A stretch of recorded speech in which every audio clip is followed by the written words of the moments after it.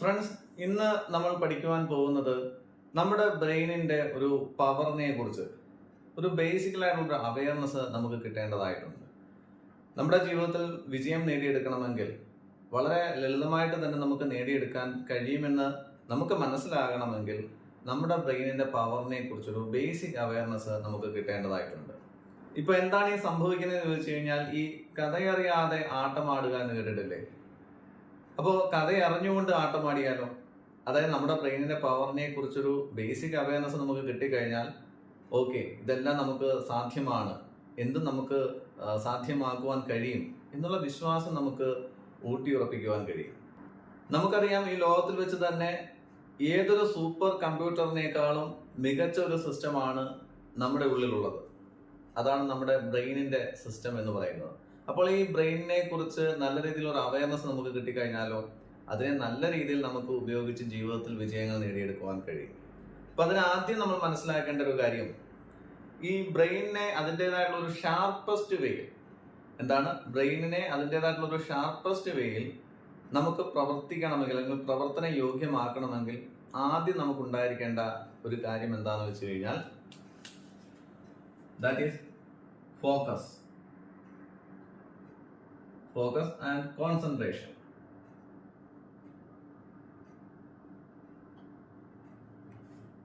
നമ്മൾ ആദ്യം മനസ്സിലാക്കേണ്ട ഒരു കാര്യമാണ്, നമ്മുടെ ബ്രെയിനിനെ നല്ല രീതിയിൽ അതിൻ്റെതായിട്ടുള്ള ഒരു ഷാർപ്പസ്റ്റ് വേയിൽ ഉപയോഗിക്കാൻ കഴിയണമെങ്കിൽ നമ്മൾ ഡെവലപ്പ് ചെയ്യേണ്ട ഒരു സംഭവമാണ് ഫോക്കസ് ഓർ കോൺസെൻട്രേഷൻ. ഞാൻ ആദ്യം തന്നെ ഒരു ചോദ്യത്തിൽ നിന്ന് തുടങ്ങുകയാണ്.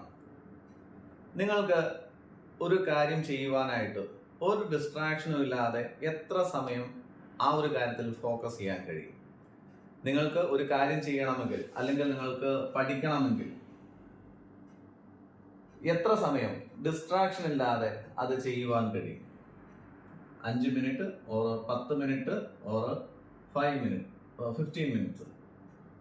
എത്ര സമയം നിങ്ങൾക്ക് ഇത് പ്രോപ്പറായിട്ട് ഒരു ഡിസ്ട്രാക്ഷനും ഇല്ലാതെ ഒരു കാര്യത്തിൽ ഫോക്കസ് ചെയ്ത് നിങ്ങൾക്ക് ചെയ്യുവാൻ കഴിയുന്നുണ്ട്? ഇപ്പൊ ഉദാഹരണം പറയുകയാണെങ്കിൽ മെഡിറ്റേഷൻ അല്ലെ, മെഡിറ്റേഷൻ ചെയ്യുന്ന സമയത്ത് നിങ്ങൾക്ക് എത്ര സമയം പ്രോപ്പറായിട്ട് ചെയ്യാൻ കഴിയുന്നുണ്ട്? 5 മിനിറ്റ് എങ്കിലും പ്രോപ്പറായിട്ട് ചെയ്യാൻ കഴിയുന്നുണ്ടോ? ഇനിയിപ്പോൾ നിങ്ങൾ പഠിക്കുന്ന കുട്ടികളാണെങ്കിൽ പഠിക്കുന്ന സമയത്ത് എന്തെങ്കിലും മൊബൈലിൽ ഒരു നോട്ടിഫിക്കേഷനോ മറ്റുമൊക്കെ വന്നു കഴിഞ്ഞാൽ നിങ്ങളുടെ ശ്രദ്ധ അങ്ങോട്ടേക്ക് പോകാറുണ്ടോ? ഡിസ്ട്രാക്ഷൻ ഉണ്ടാകാറുണ്ടോ? അങ്ങനെ ഇനി വർക്ക് ചെയ്യുന്ന ഒരു വ്യക്തിയാണെങ്കിൽ, ഇനിയിപ്പോൾ ഒരു പാഷൻ ഫോളോ ചെയ്യുന്ന ഒരു വ്യക്തിയാണെങ്കിൽ, ഏതെങ്കിലും ഒരു ഡിസ്ട്രാക്ഷൻ ഇല്ലാതെ തന്നെ അത് കംപ്ലീറ്റ് ചെയ്യാൻ കഴിയുന്ന എത്ര പേരുണ്ട്? 5 മിനിറ്റ് ആകാം, അല്ലെ 10 മിനിറ്റ് ആകാം, 15 മിനിറ്റ് എങ്കിലും നമുക്ക് ഒരു കാര്യത്തിൽ ഫോക്കസ് ചെയ്യാൻ കഴിയുന്നു. ഇനി അതിന് മുകളിലാണെങ്കിൽ അങ്ങനെ. നിങ്ങൾ തന്നെ ഒന്ന് ആലോചിച്ച് നോക്കുക. ഇപ്പോൾ തന്നെ നിങ്ങൾക്ക് മനസ്സിലായി കാണും നിങ്ങളുടെ ഫോക്കസ് എത്രത്തോളം ഉണ്ട്, അല്ലെങ്കിൽ നിങ്ങളുടെ കോൺസെൻട്രേഷൻ എത്രത്തോളം ഉണ്ട് എന്നുള്ളത്.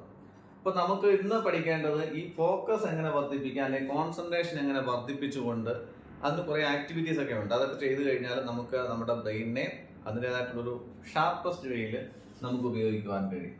അപ്പൊ നമുക്കറിയാം, ഈ മോഡേൺ ലൈഫ് സ്റ്റൈലില് ഏറ്റവും കൂടുതൽ മനുഷ്യനെ ഡിസ്ട്രാക്ട് ചെയ്യുന്ന 2 കാര്യങ്ങളാണ്. എന്തൊക്കെയാണെന്ന് അറിയോ? ഒന്നെന്ന് പറയുന്നത് മൾട്ടി ടാസ്കിങ് ആണ്. എന്താണ് മൾട്ടി ടാസ്കിങ്? ഒരേ സമയത്ത് 2 കാര്യങ്ങൾ ചെയ്യുക. 2 പറയുന്നത് നോട്ടിഫിക്കേഷൻസ് ആണ്. മനസ്സിലായി? മൾട്ടി ടാസ്കിങ് എന്ന് പറയുമ്പോൾ, ഇപ്പോൾ നമ്മൾ ഫുഡ് കഴിക്കുന്ന ഒരു കാര്യം എടുത്തു കഴിഞ്ഞാൽ, ഉദാഹരണമായിട്ട് പറയുകയാണ്, ഫുഡ് കഴിക്കുന്ന സമയത്ത് നമ്മൾ അതിൽ കോൺസെൻട്രേറ്റ് ചെയ്താണോ കഴിക്കാറുള്ളത്? അതിൻ്റെ എല്ലാ രുചിയും അനുഭവിച്ചറിഞ്ഞാണോ നമ്മൾ ആഹാരം കഴിക്കുന്നത്? അല്ല. കാരണം നമ്മുടെ കയ്യിൽ അപ്പോൾ ഒരു മൊബൈൽ ഉണ്ടാകും. മൊബൈലിൽ നമ്മൾ ചില ആൾക്കാർ സീരിയൽ കാണും, ചിലർ ന്യൂസ് കാണും, ചിലർ ഗെയിം പ്ലേ ചെയ്യും.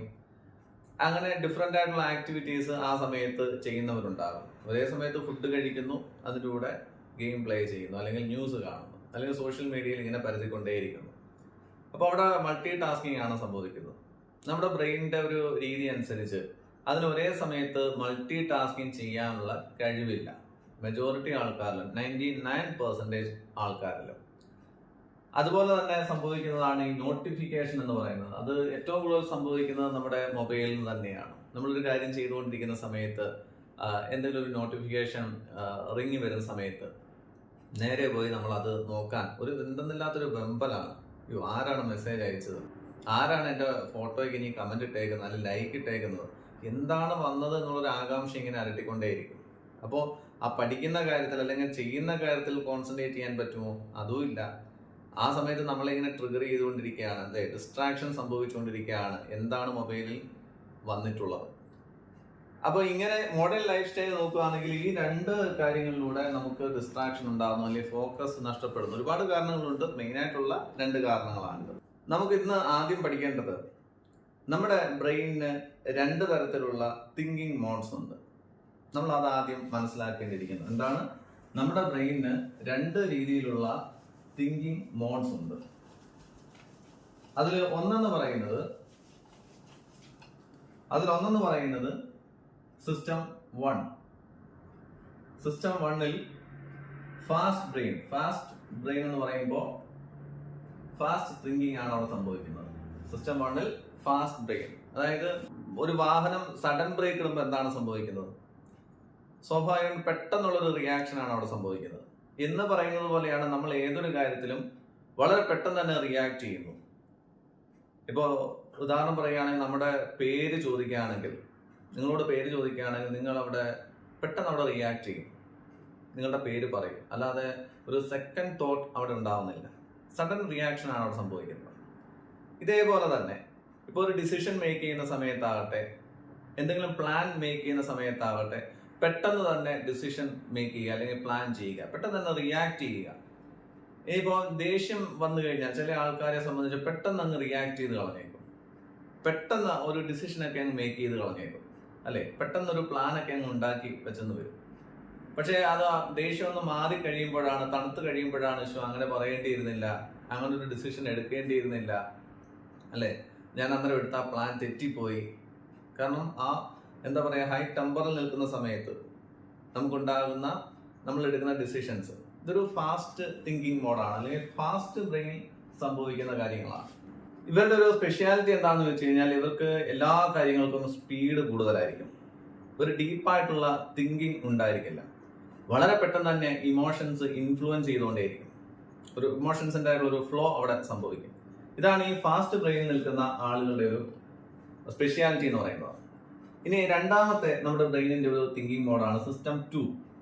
സിസ്റ്റം 2-ൽ സ്ലോ ബ്രെയിൻ ആണ്, അതായത് സ്ലോ തിങ്കിങ് മോഡ്. എന്താണ് സ്ലോ തിങ്കിങ് മോഡ്? ഇവിടെ നേരത്തെ ഞാൻ പറഞ്ഞതുപോലെ ഒരു ദേഷ്യം വരുന്ന സമയത്താണെങ്കിലും പെട്ടെന്ന് അവർ റിയാക്ട് ചെയ്യില്ല. കാര്യങ്ങൾ കൃത്യമായി പഠിച്ചതിന് ശേഷം മാത്രമേ അവരതിനുള്ള മറുപടി കൊടുക്കുകയുള്ളൂ, റിപ്ലൈ കൊടുക്കുകയുള്ളൂ. ഇനിയിപ്പോൾ അത് സ്കില്ല് പഠിക്കുന്ന കാര്യത്തിലാണെങ്കിലും വളരെ ക്ഷമയോടുകൂടി തന്നെ അവർ ആ സ്കില്ല് പഠിച്ചെടുക്കാനായിട്ട് ശ്രമിക്കും, അല്ലേ.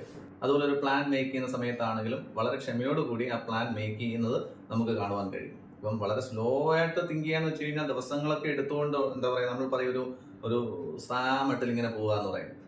അങ്ങനെയല്ല ഞാൻ ഉദ്ദേശിച്ചത്. സമയം പരിമിതമാണ്, ആ സമയത്തെ നല്ല രീതിയിൽ ഉപയോഗിക്കുക എന്ന് വേണമെങ്കിൽ പറയാം. സമയത്തെ നല്ല രീതിയിൽ ഉപയോഗിച്ചുകൊണ്ട് കൃത്യമായിട്ട് ഫോക്കസ് ചെയ്ത്, കോൺസെൻട്രേറ്റ് ചെയ്ത്, വിത്തൗട്ട് എനി ഡിസ്ട്രാക്ഷൻ ഒരു കാര്യത്തിൽ മാത്രം ഫോക്കസ് ചെയ്ത് മുന്നോട്ട് പോകുന്ന ആളുകളാണ് ഈ സ്ലോ തിങ്കിങ് മോഡിൽ വരുന്നത്. മനസ്സിലായില്ലേ? അപ്പോൾ അവരുടെ ഒരു സ്പെഷ്യാലിറ്റി എന്ന് പറയുന്നത്, അവർക്ക് ഈ ഫോക്കസ് കൂടുതലായിരിക്കും, കോൺസെൻട്രേഷൻ കൂടുതലായിരിക്കും, പിന്നീട് ലോജിക്കലായിട്ടുള്ള തീരുമാനങ്ങൾ അവരെടുക്കും, ഡിസിഷൻസ് എടുക്കും. ഇവരെ സംബന്ധിച്ച് ഇവർക്കാണ് കൂടുതൽ ഒരു പ്രയോറിറ്റി ഉള്ളത്. ഫാസ്റ്റ് ബ്രെയിനേക്കാൾ കൂടുതൽ സ്ലോ ബ്രെയിനിൽ തിങ്ക് ചെയ്യുന്ന ആ ഒരു തിങ്കിങ് മോഡിലുള്ള ആളുകൾക്കാണ് നല്ല രീതിയിൽ കോൺസെൻട്രേറ്റ് ചെയ്യാനും ഫോക്കസ് ചെയ്യുവാനും കഴിയുന്നത്. എന്തുകൊണ്ട് ഞാൻ ഈ രണ്ട് കാര്യങ്ങൾ സൂചിപ്പിച്ചു എന്ന് ചോദിച്ചു കഴിഞ്ഞാൽ, നമുക്ക് വേണ്ടത് ഈ സിസ്റ്റം 2 ആണ്. അതായത് ചിന്തിച്ച് കാര്യങ്ങൾ ചെയ്യുക, അല്ലെങ്കിൽ ഡിസിഷൻ മേക്ക് ചെയ്യുക, അല്ലെങ്കിൽ പ്ലാൻ ചെയ്യുക, അല്ലെങ്കിൽ ഒരു സ്കിൽ ഡെവലപ്പ് ചെയ്യുക. ഇതൊക്കെ ഒരു സ്ലോ തിങ്കിങ് മോഡിലേക്ക് വന്നെങ്കിൽ മാത്രമേ, ഫുൾ ഫോക്കസ്ഡ് ആയിട്ട് കോൺസെൻട്രേറ്റഡ് ആയിട്ട് ചെയ്തെങ്കിൽ മാത്രമേ നമുക്ക് എന്ത് ചെയ്യാൻ കഴിയുള്ളൂ, ജീവിതത്തിൽ വിജയം നേടിയെടുക്കുവാനായിട്ട് കഴിയുകയുള്ളൂ. അപ്പോൾ അതിന് നമുക്ക് ഫാസ്റ്റ് ബ്രെയിനിലുള്ളവരാണെങ്കിലും ഈ സ്ലോ ബ്രെയിനിലുള്ളവരാണെങ്കിലും തീർച്ചയായിട്ടും മനസ്സിലാക്കേണ്ട കാര്യം, ഈ സ്ലോ ബ്രെയിനിലൂടെ അല്ലെങ്കിൽ സ്ലോ തിങ്കിങ് മോഡിലൂടെ പോകുമ്പോൾ മാത്രമാണ് നിങ്ങൾ ആഗ്രഹിക്കുന്ന രീതിയിലുള്ള ഒരു ഷാർപ്പസ്റ്റ് വേയിൽ, അതായത് ബ്രെയിനിന്റെ ഒരു ഷാർപ്പസ്റ്റ് വേയിൽ നമുക്ക് പ്രവർത്തിക്കണമെങ്കിൽ, അല്ലെങ്കിൽ ബ്രെയിനെ ആ രീതിയിൽ ഉപയോഗിക്കണമെങ്കിൽ ഈ ഒരു മെത്തേഡിലൂടെ, സ്ലോ തിങ്കിങ് മോഡിലൂടെ നമുക്ക് പോകേണ്ടതായിട്ടുണ്ട്. അപ്പോൾ ഇന്ന് നമ്മൾ പഠിക്കുന്നത് മൈൻഡ് ട്രെയിനിങ്ങിലൂടെ എങ്ങനെ ഈ സിസ്റ്റം 2 അല്ലെങ്കിൽ ഈ slow brain, slow thinking mode, ആ ഒരു മോഡിലേക്ക് വരാം എന്നുള്ളതാണ് ഇന്നത്തെ മൈൻഡ് ട്രെയിനിങ്ങിലൂടെ ഞാൻ നിങ്ങളുമായിട്ട് ഷെയർ ചെയ്യുന്നത്. ഇപ്പോൾ ഇവിടെ ഒരു സംഭവം ഞാൻ എഴുതി വെച്ചിട്ടുണ്ട്, ഒന്ന് വായിച്ചു നോക്കുക.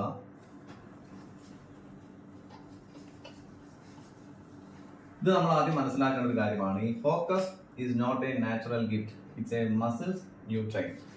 ഫോക്കസ് അല്ലെങ്കിൽ കോൺസെൻട്രേഷൻ എന്ന് പറയുന്നത് ഒരിക്കലും ഒരു നാച്ചുറലായിട്ട് നമുക്ക് കിട്ടുന്ന ഗിഫ്റ്റ് ഒന്നുമല്ല. ഇത് നമ്മൾ കാലാകാലങ്ങളായിട്ട് ഡെവലപ്പ് ചെയ്തെടുക്കേണ്ട ഒന്നാണ്. നമ്മുടെ ചുറ്റുമുള്ള ഇപ്പോൾ സെലിബ്രിറ്റീസിനെയൊക്കെ നോക്കിക്കഴിഞ്ഞാൽ അവർ ഒരു കാര്യത്തിൽ തന്നെ ഫുൾ ഫോക്കസ്ഡ് ആയിട്ട് മുന്നോട്ട് പോയപ്പോഴാണ് അവർക്ക് ജീവിതത്തിൽ വിജയിക്കാൻ കഴിഞ്ഞിട്ടുള്ളത്. പാട്ട് പാടുന്ന ആൾക്കാർ അതിൽ മാത്രം കോൺസെൻട്രേറ്റ് ചെയ്ത് വലിയ മികച്ച ഗായകരായി തീരുന്നു. രാഷ്ട്രീയത്തിലുള്ളവർ അതിൽ മാത്രം ഫോക്കസ് ചെയ്തുകൊണ്ട് അതിൽ മികച്ച വ്യക്തിത്വങ്ങളായി മാറുന്നു. അഭിനേതാക്കളാണെങ്കിലും അങ്ങനെ തന്നെ ഒരു കാര്യത്തിൽ മാത്രം ഫോക്കസ്ഡ് ആയിക്കൊണ്ട് അവർ ജീവിതത്തിൽ വലിയ വിജയങ്ങൾ നേടിയെടുക്കുന്നു. എന്ന് പറഞ്ഞതുപോലെ focus is not a natural gift, it's a muscles you train. നമ്മളായിട്ട് ട്രെയിൻ ചെയ്ത് ഒരു കാര്യത്തിൽ മാത്രം കോൺസെൻട്രേറ്റ് ചെയ്ത് നമ്മളായിട്ട് ഡെവലപ്പ് ചെയ്തെടുക്കേണ്ട ഒരു കാര്യമാണ്.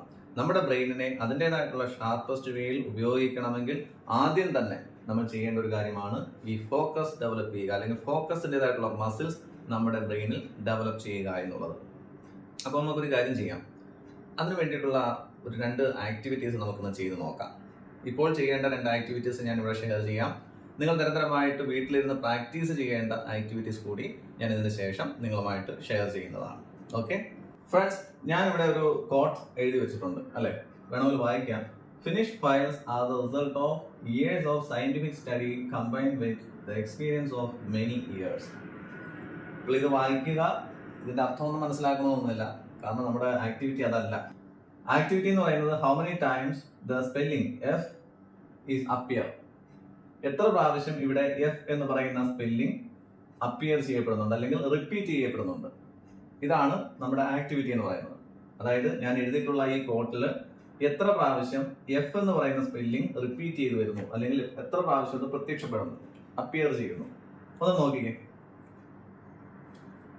ഒരു 15 സെക്കൻഡ് ഞാൻ തരാം. എത്ര പ്രാവശ്യം ഇത് റിപ്പീറ്റ് ചെയ്യപ്പെടുന്നു എന്ന് എഫ് എന്ന് പറയുന്ന സ്പെല്ലിംഗ് മാത്രം എന്ന് ചെക്ക് ചെയ്യുക.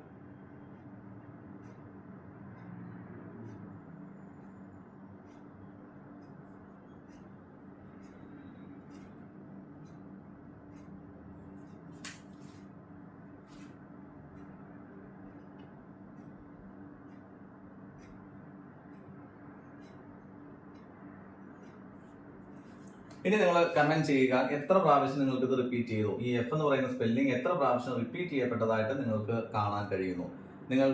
നമ്മുടെ യൂട്യൂബിന്റെ കമന്റ് ബോക്സിൽ തന്നെ നിങ്ങൾക്കത് മെൻഷൻ ചെയ്യാവുന്നതാണ്. നിങ്ങൾ എത്ര പ്രാവശ്യം കണ്ടു ഒന്ന് മെൻഷൻ ചെയ്തേക്കുക.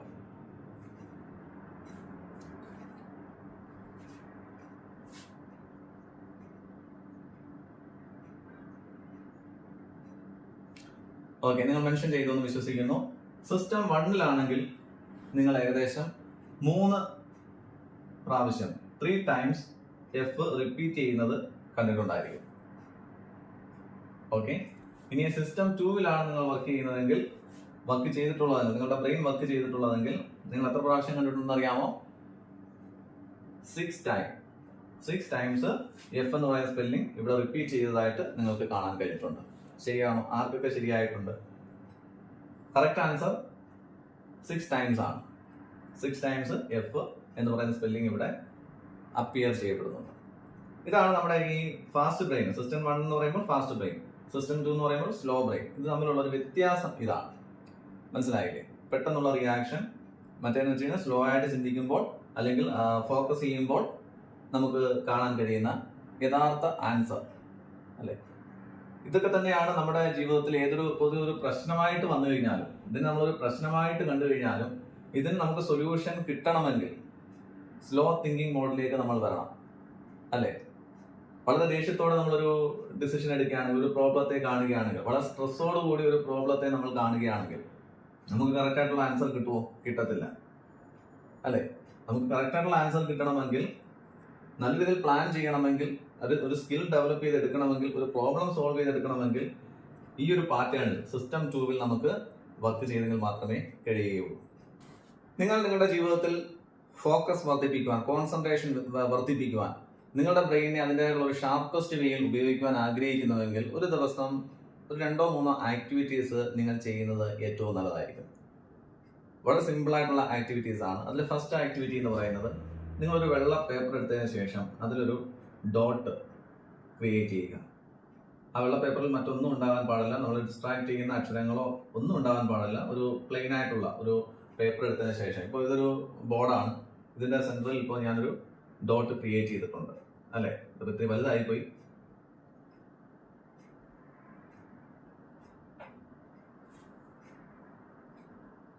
ഇവിടെ ഞാനൊരു ഡോട്ട് ക്രിയേറ്റ് ചെയ്തിട്ടുണ്ട്. ഈ ഡോട്ടിലേക്ക് മാത്രമായിട്ട് നമ്മളൊന്ന് കോൺസെൻട്രേറ്റ് ചെയ്തിരുന്നു കഴിഞ്ഞാൽ, കുറച്ച് സമയം നമ്മൾ അതിനു വേണ്ടി സമയം സ്പെൻഡ് ചെയ്ത് കഴിഞ്ഞാൽ വലിയ രീതിയിലുള്ള ഒരു കോൺസെൻട്രേഷൻ അല്ലെങ്കിൽ ഫോക്കസ്, അതിൻ്റെതായിട്ടുള്ള ഒരു മസിൽസ് നമുക്ക് ഡെവലപ്പ് ചെയ്യാൻ കഴിയും.